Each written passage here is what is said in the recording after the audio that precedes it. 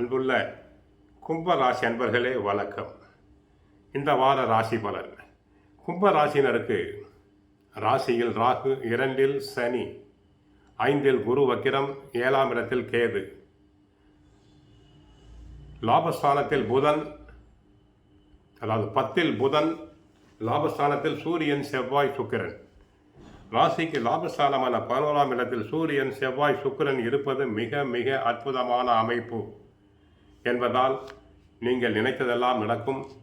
குருவின் பார்வையினை சூரியனும் செவ்வாயும் சுக்கிரனும் பெறுகிறார்கள்.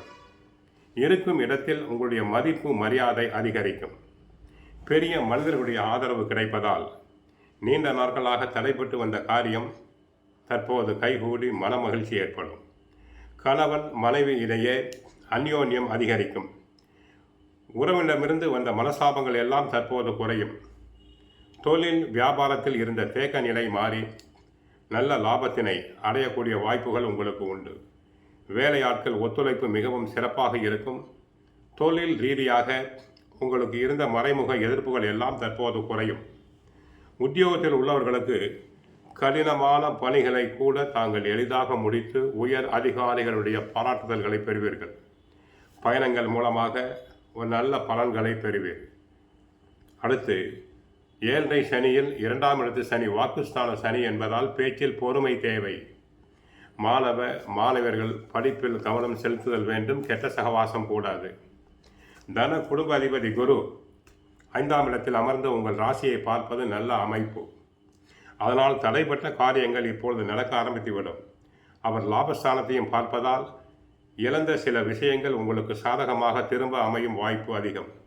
வேலையை இழந்தவர்கள் திரும்பவும் வேறு ஒரு நல்ல வேலையை பெறுவர்.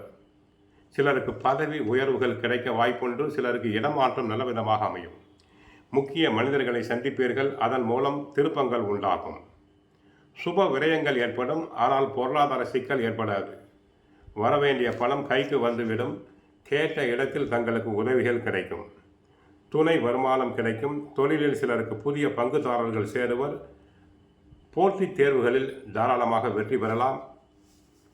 மாணவர்கள் போட்டித் தேர்வுகளில் வெற்றி பெற்று அரசு உத்தியோகத்தினை பெறலாம். சிலர் உயர் கல்விக்காக அயல் நாடு, வேறு மாநிலங்களுக்கு சென்று வரும் வாய்ப்பு உண்டாகும். ராசியில் ராகு இருப்பதால் அடிக்கடி மனதில் குழப்பம் உண்டாகும். கலக்கம் ஏற்படும். நிதானம் இல்லாமல் செயல்பட்டால் நஷ்டம் ஏற்படும். ஏதிலும் அவசரப்பட வேண்டாம். யோசித்து செய்ய வேண்டும். 7இல் கேது உங்கள் ராசியை பார்ப்பதால் கணவன் மனைவி உறவுகளை விட்டு கொடுத்து செல்லுதல் வேண்டும். குடும்ப அமைதி முக்கியம். அலைச்சல்கள் அதிகரிக்கும். அடிக்கடி அலைச்சல்கள் உண்டு. சிலருக்கு முதுகு தண்டுவடம், வயிறு, ஒற்றை தலைவலி உபாதைகள் வரலாம்.